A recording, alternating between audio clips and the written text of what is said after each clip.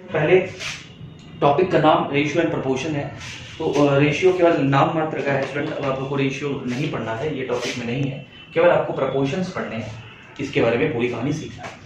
Proportions वैसे ratio था भी कोई किसी काम का नहीं था, रेशियो हट गया, उसके बाद आपके पास प्रोपोर्शन है। प्रोपोर्शन का पार्ट्स क्या है, कंटीन्यूअस प्रोपोर्शन हम लोग पढ़ेंगे, उसके बाद मीन प्रोपोर्शन पढ़ने वाले हैं, componendo, dividendo, alternendo, invertendo, properties of their combinations.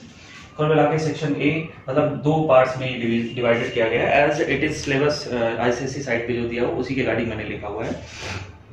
Proportion क्या है उसकी बेसिक फंडामेंटल पढ़ना है, फिर कंटीन्यूअस प्रोपोर्शन क्या है वो पढ़ना है मुझे, उसके बाद मीन प्रोपोर्शन पढ़ना है, एंड उसके बाद ये सारी प्रॉपर्टीज पढ़नी है। तो कुल मिला के ये बहुत अच्छा टॉपिक होने वाला है आप लोगों के लिए, और ये बड़ा इजी भी है स्टूडेंट, यहाँ से आपको बहुत अच्छे नंबर्स मिल जाएंगे। तो ऐसे टॉपिक्स को आप कभी मत मिस करिए, इनको प्रॉपर तैयार करिए, क्योंकि ये बहुत अच्छे नंबर आपको देंगे। देखिए स्टूडेंट, अगर इस टॉपिक को देखेंगे तो ये दो पार्ट्स में डिवाइडेड है। आप देख पा रहे हो, पहला पार्ट है जिसमें proportion, continuous proportion, mean proportion आप पढ़ोगे। सेकंड वाला जो है उसमें आपने इसकी प्रॉपर्टीज पढ़नी है, componendo, dividendo, alternendo, invertendo, property of their combination. कुल मिला के सेक्शन ए जो है आपका, ये जो पहला पार्ट मैंने लिखा है, ये आपके सेक्शन ए में की प्रॉपर्टीज की बहुत ज्यादा है कि इसमें एक नंबर के क्वेश्चंस बहुत सारे मिल सकते हैं।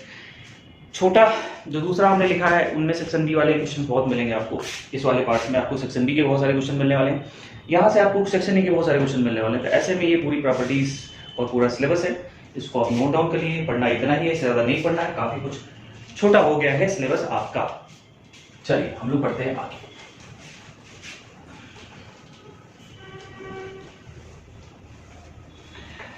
सबसे पहले स्टूडेंट हम लोग प्रोपोर्शन ही पहले जानते हैं कि क्या है। एक्चुअली ये रेशियो के बाद का पार्ट है, रेशियो हट गया, रेशियो बहुत सिंपल था, अभी दो नंबर का रेशियो निकाला जाता था, इसमें अब तीन चार चीजें दी गई।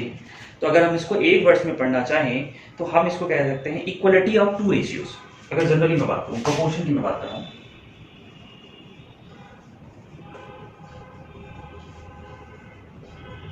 इक्वलिटी ऑफ टू रेशियो, दो रेशियोज की इक्वलिटी की बात करता है। प्रोपोर्शन का मतलब एक शॉर्ट फॉर्म की मैं बताता हूं, equality of two ratios. Let us see first, if you have given a is to b is the one ratio and also c is to b, ये दोनों दिए गए हैं, अगर ये आपस में बराबर हैं, this is called proportion. And now this can also be written such type c upon d, this is also proportion, क्योंकि ये रेशियो, अगर ये रेशियो आपस में बराबर है तो इसको हम कह सकते हैं प्रोपोर्शन। ओके, इस सिंबल को हम लोग इसके सिंबल्स लिखते हैं कि a is to b और इस इक्वलिटी का सिंबल होगा प्रोपोर्शनल। तो कुल मिला के अगर हमने इनके बीच में देखा तो ये जो डबल लाइन है ये रेशियो को शो करता है स्टूडेंट, और अगर ये चार डॉटेड्स लिखे गए हैं तो ये प्रोपोर्शन को शो करता है। तो a is to b as c is to d, इसका मतलब ये हुआ जो रिलेशन a और b का है वैसे ही रिलेशन c और d का है, और this is called proportion. Proportion का मतलब आप समझ रहे हो, a is to b is equal to c is to d, इसका मतलब ये हुआ इक्वलिटी ऑफ टू रेशियोज, दो रेशियोज की इक्वलिटी हो रही है। हम इसको ऐसे भी लिख सकते हैं, एंड ये इसका स्टैंडर्ड फॉर्मेट है जो आपको याद रखना है। प्रोपोर्शनल का मतलब होता है डायरेक्ट, डबल चार डॉट इसमें लगाए जाते हैं, इतनी सी बात है। छोटी छोटी बातें हम लोग पहले सीखेंगे इसके बारे में, फिर उसके बाद बढ़ते हैं, फिर आगे देखिए स्टूडेंट। रूल नंबर 1, रूल सीखते हैं पहले। अगर a is to b is to c is to d है स्टूडेंट, तो ये जो टर्म्स होते हैं इसको हम लोग कहते हैं एक्सट्रीम टर्म्स, किनारे वाले दो टर्म्स एक्सट्रीम टर्म्स, और इनको कहते हैं this is called middle terms. Okay student, इनका एक रूल होता है कि एक्सट्रीम का प्रोडक्ट मिडिल के इक्वल होता है, this is called rule number 1। ये हो गया रूल नंबर 1, ये आपको एकदम माइंड में रखना है, क्योंकि ये बहुत सारी बातें आपको मिलती रहेंगी, बार बार आपको मिलता रहेगा, तो ऐसे में ये रूल आपको प्रॉपर्ली याद होना चाहिए। This is called product of extremes is equal to product of means. Mean का मतलब होता है, इनको हम लोग अगर ध्यान से देखें इनको हम मीन टर्म्स कहते हैं। बी और सी आपके क्या कहलाते हैं बताइए, इनको हम लोग कहते हैं मीन। अभी हम पूरी बात करने वाले हैं व्हाट इज द मीन, इसको हम लोग मीन टर्म्स कहते हैं। तो एक्सट्रीम टर्म्स इनका प्रोडक्ट मीन टर्म्स के प्रोडक्ट के बराबर है। ये हो गया रूल नंबर 1, इसको आप कॉपी करिए, उसको लिखिए और खूब समझिए। पहला रूल हुआ। अब कुछ बातें रूल नंबर 2 देखते हैं, क्या एक्सप्लेनेशन करते हैं। पहला रूल हो गया, पहले स्टूडेंट इसमें डिस्कशन रूल नंबर 2 क्या है सीखते हैं, क्या बात है। अगर स्टूडेंट हम लोग a is to b proportion c is to d लिख दिया, तो this is called first term second terms, third terms, fourth, ये और ये इसके 4 टर्म्स हैं। इस बात को ध्यान रखिए, इनके क्या होते हैं, कितने टर्म्स हैं इसमें student, 4 terms, first, second, third और फोर्थ, 4 टर्म्स होते हैं। और इन दोनों को कंबाइंड में हम लोग मीन टर्म्स बोलते हैं। इनको हम लोग मीन टर्म्स कहते हैं। और इसकी बात अभी जस्ट हम लोग इसके पहले इसको एक्सट्रीम टर्म कहते हैं। तो कुल मिला के ये रिलेशन आप समझिएगा, इसमें 4 टर्म्स होते हैं, इस बात को आप याद रखिएगा। टी को हम लोग फोर्थ टर्म्स कहते हैं, फोर्थ टर्म्स या फोर्थ प्रोपोर्शनल भी कह सकते हैं इसको कहेंगे फर्स्ट प्रोपोर्शनल या first terms, second proportional second terms, fourth, third, ऐसे पूरा करना है, इसको आपको याद रखना है। First proportional, second proportional, third proportional सबको याद रखना है। फोर्थ प्रोपोर्शनल चौथे टर्म्स को कहा जाता है, इस बात को याद रखिए। तो ये तो हो गई सीधी सी बात, इसको हम लोग कहते हैं प्रोपोर्शनल को कैसे पढ़ना है। इसके बाद एक बड़ा ही इसका स्टूडेंट आता है, और देखिए रूल नंबर 3,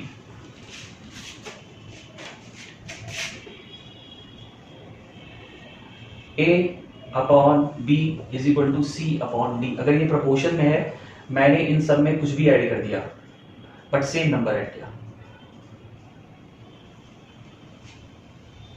बोलिए अगर मैं कह दूं कि A/B प्रोपोर्शन C/D है, देन आल्सो इन प्रोपोर्शन। इसका मतलब ये हुआ किसी एक नंबर को इनमें हमने ऐड किया तो भी ये प्रोपोर्शन में होगा, माइनस किया तो भी प्रोपोर्शन में होगा, मल्टीप्लिकेशन किया तो भी प्रोपोर्शन में होगा, और डिवीजन किया तो भी प्रोपोर्शन में होने वाला है। लेकिन एक सेम नंबर होना चाहिए इसमें। इसका ये मतलब है प्लस माइनस भी कर सकते हो आप लोग कि अगर हम लोग कुछ ऐड कर रहे होंगे और कुछ माइनस भी करेंगे तो भी वो प्रोपोर्शन में रहता है, इसमें आता नहीं आता। इस बात को याद रखिएगा। तो रूल नंबर 3 आपको याद रखना है। रूल नंबर 4 ये क्या है, ये एक टर्म्स है कि अगर मान लीजिए कोई जरूरी नहीं है कि ये इसमें कंटिन्यूअस की बात मैं अब करूंगा, मैं अगला वाला टर्म्स में लिख रहा हूं कंटिन्यू प्रोपोर्शन। ये क्या मामला है, इसमें फर्स्ट है स्टूडेंट, इसमें अगर मान लीजिए A/B है तो दूसरा वाला रेशियो ना B से शुरुआत हो। इसका मतलब पहला रेशियो अगर B पे एंड हो रहा है, इसको फर्स्ट सेकंड टर्म, इसको अगर ये दूसरा हो रहा है तो दूसरा वाला B से शुरू हो रहा है, तीसरा वाला C से शुरू हो रहा है, चौथा वाला D/E से शुरू हो रहा है। अब आप एक बात ध्यान देख पा रहे होंगे कि ये पहला टर्म्स है, ये दूसरा है, तो दूसरा जो है ना वही ये है, जो इसका C है वही यहाँ पे भी है, जो इसका D है वो यहाँ पे है। और इसी के जस्ट बगल में मैं ऐसे लिख रहा हूँ A/B प्रोपोर्शन C/D। कैश में भी ये भी कंटिन्यूअस स्टूडेंट है क्या, नहीं है, क्योंकि ये B से एंड हो रहा है, ये C से शुरू हो रहा है, मतलब उसका पहला टर्म्स कोई भी रेशियो है उसको एंटीसीडेंट कहते हैं। तो बाकी इसमें भी और भी होती है, और ये रेशियो में पढ़ाया गया है इसलिए आपको बताया नहीं गया। इस रेशियो का पहला, इस रेशियो का दूसरा, इसका पहला दूसरा, तो इसका पहला और इसका सेकंड वाला आपस में डायगोनली इक्वल होना चाहिए, आपस में बराबर होना चाहिए। इसको हम लोग कहते हैं कंटिन्यूअस प्रोपोर्शन। कंटिन्यूअस भी प्रोपोर्शन उसी का ही एक पार्ट है, ठीक है। आइए आगे बढ़ते हैं, थोड़ा सीखते हैं क्या है इसमें।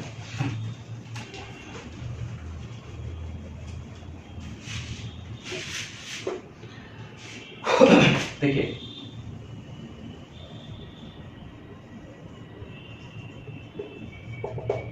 कंटिन्यू प्रोपोर्शन, न्यूट कैसे continue can be written A/B proportion B/C, this so that A/B = B/C, this so that अब देखिए एक्सट्रीम का प्रोडक्ट, ये एक्सट्रीम हो गया और ये मीन का प्रोडक्ट, तो यहाँ पे हम क्या करेंगे A×C = B×B, that means B² = AC। ये एक रिलेशन कंटिन्यूअस प्रोपोर्शन में, ये ऐसे रिलेशन बनते हैं, इसमें तो भी याद रखना आपको, कंटिन्यूअस प्रोपोर्शन का रिलेशन ये होता है, इसको याद रखिएगा। अच्छा स्टूडेंट अब आप समझिए, अब जनरली अगर हम इस वाले पार्ट को देख रहे हैं, इसमें 3 ही टर्म्स दिख रहे हैं भाई, A दिख रहा है, फिर B, फिर B, फिर C, तो 3 टर्म्स, इसको फर्स्ट टर्म बोला जाता है और इनको मीन टर्म्स बोला जाता है। क्या बोला जाता है, मीन टर्म्स बोला जाता है। बाकी उसके बाद C को क्या बोला जाता है, थर्ड टर्म बोला जाता है। 3 टर्म्स दिए गए। सेकंड क्वांटिटी B को हम लोग मीन प्रोपोर्शन बोलते हैं, A एंड C को हम लोग जो है एक को फर्स्ट बोलते हैं और C को क्या बोलते हैं, थर्ड क्वांटिटी बोलते हैं, थर्ड प्रोपोर्शन बोलते हैं। C is called third proportion, A to A और A is to B, मतलब A B के बाद C आया हुआ है, इसमें तीन ही टर्म्स दिए गए भाई। देखिए A B C तीन ही दिया गया है। A को हम लोगों ने कह दिया दिस इज फर्स्ट, B क्योंकि मीन में है जिसको मीन, या हम लोग इसको सेकंड भी कह सकते हो, और C को हम लोग क्या कहेंगे थर्ड। ये तीन टर्म्स दिए हुए हैं।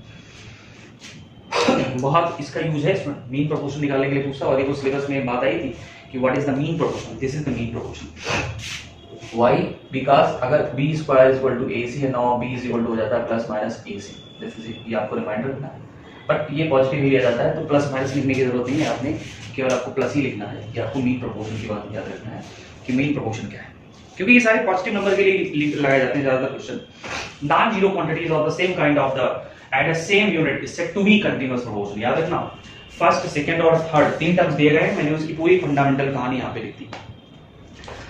अब अगर स्टूडेंट एक छोटी सी बात, एक रूल सीखिएगा,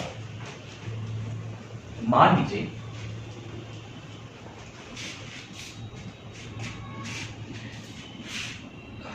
कि दो प्रपोजल दिए गए, दो नंबर दिया गया, मैंने कह दिया A और B, केवल दो नंबर मैंने दिया है, और हमको इसका थर्ड निकालना। क्या निकालना?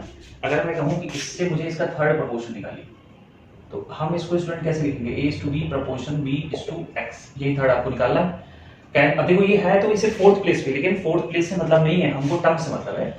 Now this can be written ax is to b square, now x becomes b square by of a, ये लॉजिक बन गया इसका। हमने इसके x को निकाल दिया। जब दो दिया है तो कितना निकल सकता है? एक थर्ड निकाला जा सकता है, और अगर a b c दिया है स्टूडेंट, ऐसे दिया हुआ है, हम इसको फोर्थ भी कह देंगे। फोर्थ तो ऐसे होता ही नहीं, प्रोपोर्शन में, कंटीन्यूअस प्रोपोर्शन में फोर्थ टर्म्स नहीं होता, याद रखिएगा, फोर्थ टर्म्स नहीं होता, केवल दो ही तीन टर्म्स की बात करता है। अब दो दे के तीसरा ही पूछ सकता है ना। अब अगर ये दिया हुआ है और आपसे बोल दिया कि आप इसका चौथा टर्म्स निकालिए, फोर्थ टर्म्स इसमें स्टूडेंट आप इसको फिर नॉर्मल कंडीशन में लिखोगे, फिर आप इसको c टू x लिखोगे, फिर ये नॉर्मल प्रोपोर्शन की बात कर रहा है। Now b cross c is equal to a cross x, x is equal to b cross c upon a, ये हो गया आपका, this is called fourth proportion. अब आप समझ पा रहे होंगे कि अगर कंटिन्यूअस दो टर्म्स दे दे, आपसे अगर तीसरा पूछ रहा है तो आप नॉर्मल कंटिन्यूअस प्रोपोर्शन का यूज करेंगे। ऐसे में याद रखिएगा, कंटिन्यूअस प्रोपोर्शन जो मेथड है, हम उससे केवल तीसरे टर्म्स को निकाल सकते हैं, चौथा टर्म्स उसमें कुछ होता नहीं है। इसका मतलब ये हुआ कंटिन्यूअस प्रोपोर्शन में केवल तीन टर्म्स की बात की गई। नॉर्मली जो प्रोपोर्शन की बात होती है वो चार टर्म्स से जुड़ा हुआ होता है। इस बात को एकदम दिमाग में बैठा लीजिएगा, एक नंबर के क्वेश्चन यहाँ बनाया जा सकता है, ठीक है। नॉर्मल प्रोपोर्शन की बात मैं करूं, प्रोपोर्शन में फोर टर्म्स, और कॉन्टिन्यूअस प्रोपोर्शन में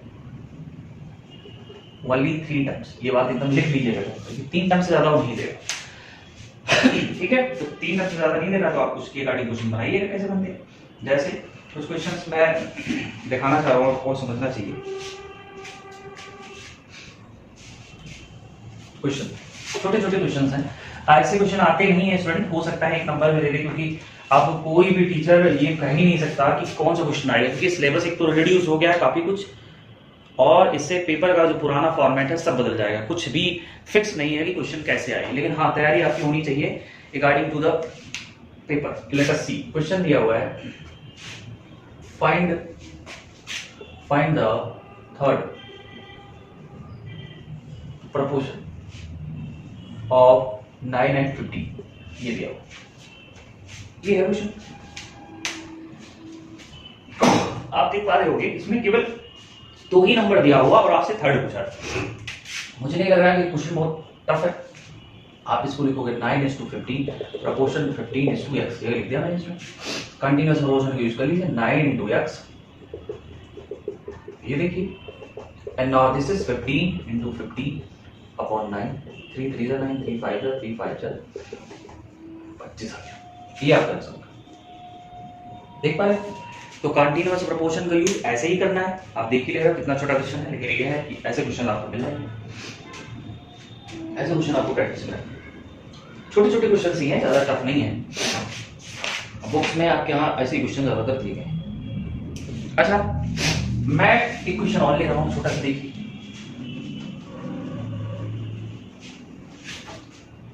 क्वेश्चन है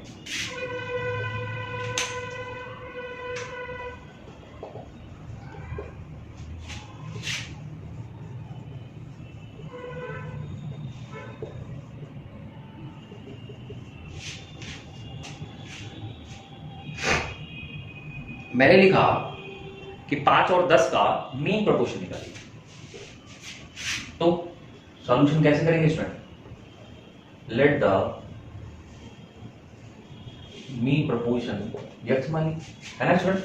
सो can be written 5:x proportion x:10. Okay, now this is 10, this is of x square, this is of x is equal to √5 into 10. ये हो गया ना सर, ये 50 हो गया, और इसको आप लिख सकते हो 5√2 आपका।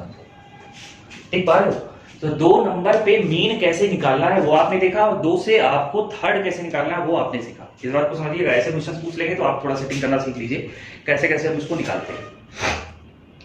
मीन कैसे निकालते हैं, कैसे ही निकालते हैं, ये आपने सीखा। अब एक बड़ा ही स्पेशल क्वेश्चन है, बहुत बार पूछा गया। अब यहां से आप समझिए आपके बोर्ड के क्वेश्चन शुरू हो गए।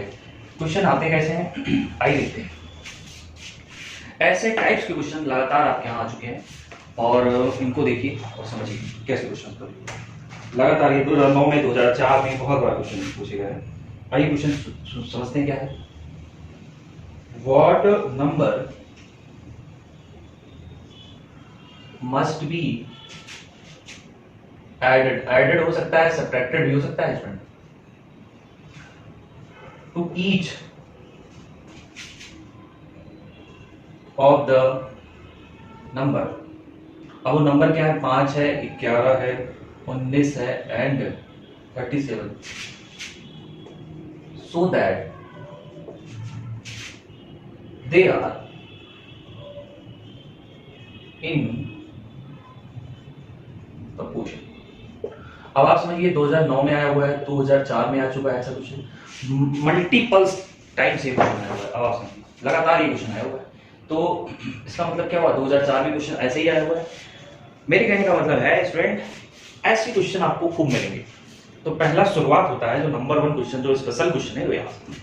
अभी तक जो हम लोग कर रहे थे वो केवल बेसिक फंडामेंटल है, वहां से आपको एक नंबर मिल सकता है। क्या ये भी एक नंबर में आ सकता है? ऐसा नहीं है, क्यों नहीं आ सकता? आ सकता। तो आइए देखते हैं सोल्यूशन में हम लोग क्या कर सकते हैं। वही सोल्यूशन हमको करना है, हम लोगों को ऐसे ही नंबर को ऐड करना है जिससे ये सारा प्रोपोर्शन में आ जाए। अच्छा, एडिशन ऐड करने का फंडामेंटल तो दिया है, साथ में आपका सब्ट्रैक्ट भी दे सकता है, कोई जरूरी नहीं एडिशन की ही बात करें। लेट, अब आइए हम देखिए क्या पढ़ते हैं। Let x be added. अब पहले तो 5 था स्टूडेंट, इसको हम लोगों ने लिख दिया 5:s। अब कह रहा है कि सभी प्रोपोर्शन में डायरेक्ट लिखते भी चला हूं, 11 + x proportion 19 + x ratio 37 + x। ये हो गया, किस साथ बात लिख दी मैंने। यहाँ पे किसी को डाउट तो मुझे नहीं लग रहा होना चाहिए, बहुत सिंपल बात है मैंने लिखा है।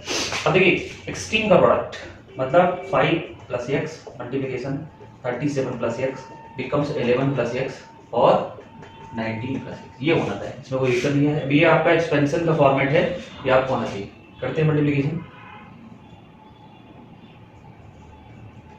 This is 5x 37x plus of x square, left side का हो गया, इधर आइए कितना हो जाएगा 209 plus 11x plus 19x plus x square. यहां तक तो बात समझ में आ गई होगी। अब ये एलिमिनेट हो जाएगा दोनों तरफ से, ठीक है। अब देखिए यहाँ पे आपको 185 मिला प्लस ये कितना हो जाएगा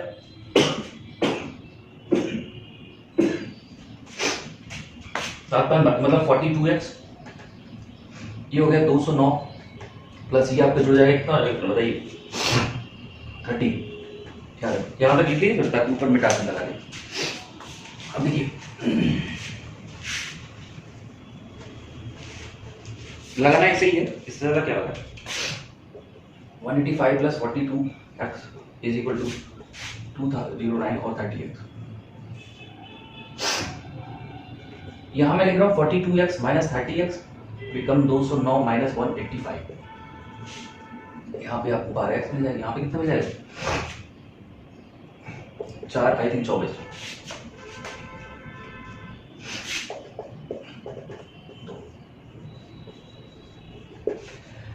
ये जो है 3 नंबर का क्वेश्चन आता था पिछले साल। अब इस बार देखिए कितने नंबर का आता है। जहां तक तो मुझे पॉसिबल है यही लग रहा है सेक्शन बी में मिलेगा बहुत से ऐसे क्वेश्चन, कुछ भी ऐड करने की बात करें, कुछ भी सब्ट्रैक्ट करने की बात करें, तो आप ऐसे इसको लगाएंगे प्रोपोर्शंस में बना के। आई थिंक ये पहला क्वेश्चन है जो आपको याद रखना चाहिए एग्जाम के लिए, वेरी इंपॉर्टेंट क्वेश्चन। चलिए अगला क्वेश्चन हम लोग देखते हैं। ये पहला पार्ट है जो आपने एक सीखा। ज्यादा क्वेश्चन मैं इसमें नहीं करूंगा क्योंकि ऐसे क्वेश्चन है नहीं जिसको हम लोग बहुत ज्यादा लगाए।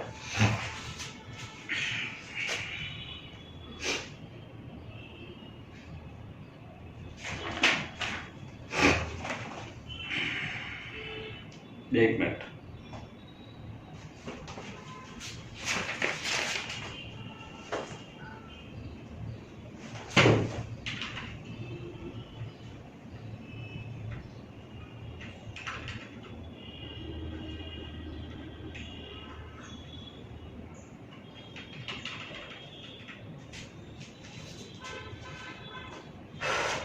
कभी कभी प्रूविंग से क्वेश्चन, जैसे मुझे नहीं लग रहा है प्रूविंग वाला आएगा, पुराना पैटर्न सब हो गया है चेंज, तो प्रूविंग वाले क्वेश्चन बहुत नहीं आने वाले हैं। और मैं 2-4 करा जरूर दूंगा, लेकिन मुझे अब लग रहा नहीं रहा कि प्रूविंग वाले क्वेश्चन आपको मिलेंगे। देखिए पुरानी चीजों को हम लोग बहुत फॉलो भी नहीं कर सकते और ये भी नहीं कह सकते कि उनको छोड़ भी नहीं सकते। जैसे क्वेश्चन है, देखिएगा, if a, b, c and d are in proportion, ये दिया हुआ है प्रोपोर्शन में है, देन प्रूफ है। क्या प्रूफ करना है देखते हैं। a minus b upon c minus d is equal to under root, single में है 3a square plus 8b square upon 3c square plus 8d square, इसी का एक पार्ट है। दूसरा पार्ट क्या है इसका? दूसरा पहले नहीं, पहले एक पार्ट कर लेते हैं, दूसरा पार्ट देखिए, ये है कंडीशन और ये आपको प्रूव करना है। बात को समझिएगा। कंडीशन है कि चारों प्रोपोर्शन में है, means what, a is to b proportion b, c is to d, continuous की बात नहीं कर रहा, c को a upon b is equal to c upon d, ये दिया हुआ, ये आपको गिवन है, इतना आपको मेंशन किया गया। देखिए इसमें एक तरीका, इसके लगाने के 2-3 तरीके हैं, बहुत सारे इसके रूल्स हैं। पहला रूल्स तो यही होता है कि हम इसको a बाई बी के फॉर्म में बनाएं और जहां जहां a बाई बी बन जाए वहां पे c बाई डी रख दें, ये एक तरीका है। एक दूसरा बहुत ही फेमस है जिसको हम लोग कहते हैं k मेथड, और यही आपको लगाना है। क्या होता है, इस पूरे को हम लोग k मान लेते हैं, लेट करके लेते हैं। अब देखिए ये रेशियो इसके इक्वल है और ये रेशियो भी इसी के इक्वल है, तो यहाँ first of all a by b अगर k के बराबर है, a इज इक्वल टू हो जाएगा b k, लिख दिया आप लोगों ने, c इज इक्वल टू हो जाएगा d और k, d के हो गया। तो मैंने a को k के फॉर्म में बदल लिया, c को d के फॉर्म में बदल लिया, जहां जहां पे a और c है ना उसको रिप्लेस कर देना। देखो LHS लेना है आपको, a के स्थान पे हम रखेंगे क्या, b k minus of b upon, तो ये आपका हो जाएगा d k माइनस ऑफ क्या, d। फाइनली कॉमन ले लीजिए b, यहाँ पे आपको मिलेगा k माइनस 1, यहाँ पे आपने d कॉमन ले लिया, this is also k minus 1, ये कैंसिल हो गया। फाइनली आपको b बाई d मिल गया। ये तो था आपका LHS आप ऐसे रह लीजिए। RHS अब लगाते हैं हम लोग। RHS को सॉल्व कैसे करते हैं देखिए, RHS में क्या करते हैं हम लोग, d बाई डी आया मिटा दे, RHS को कैसे सॉल्व,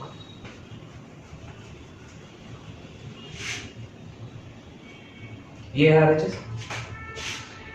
रखना हमको है a बराबर b के और c बराबर d के, यही रखना है। आइए देखते हैं क्या कर सकते हैं, बड़ा सा बना लीजिए। 3 इंटू a के स्थान पे तो b जब आप रखोगे स्टूडेंट, ये हो जाएगा b के का whole square plus 8b square upon 3 into c के स्थान पे क्या हो जाएगा स्टूडेंट, d के का whole square plus 8d square. ये हो गई बात, समझ गए स्टूडेंट? कुछ भी नहीं, जो बस इन्हीं को बदलना है, बाकी अलग से आपको कुछ नहीं। b को आप टच नहीं कर सकते, d को आप टच नहीं करोगे, जो बदलना है वो मैंने लिख दिया। ये क्या हो गया, सिंगल ब्रैकेट में थोड़ा सा कैलकुलेटिव होता है ये, तो यहाँ पे आपको हो जाएगा 3b square k square plus 8b square, नीचे जो आपको मिलने वाला है 3d square k square plus 8d square. अब आप इसको इनमें अगर आप चाहें b स्क्वायर कॉमन ले सकते हैं, b स्क्वायर आपने कॉमन ले लिया, नीचे आपने d स्क्वायर कॉमन ले लिया, तो यहाँ हो जाएगा 3k स्क्वायर प्लस 8 अपॉन नीचे भी आपको 3k² प्लस 8 मिल जाएगा और ये पूरा हो जाएगा कैंसिल। अब ये रूट में आपके पास b² अपॉन d² आ जाएगा। फाइनली जो आपको मिल गया p अपॉन d मिला। बोलिए p अपॉन d मिला और हमने अपने LHS भी यही निकाला था p अपॉन d। ऐसे में ये होता है प्रूफ। जब आप इन दोनों को निकालिए एक क्लास में इस तक दिखा दे कि LHS is equal to RHS is equal to b over d, ये लिख देना, इतना लिखना पड़ेगा आपको क्लास में। इससे होता है ये आपका प्रूफ। ऐसे क्वेश्चंस आपको मिलेंगे, इस पे बहुत सारे क्वेश्चंस पे बात करेंगे। आप हम लोगों ने बेसिक फंडामेंटल केवल सीखा है। चलिए इसके बाद हम लोग करते हैं नेक्स्ट वीडियो में, फिर बात करते हैं।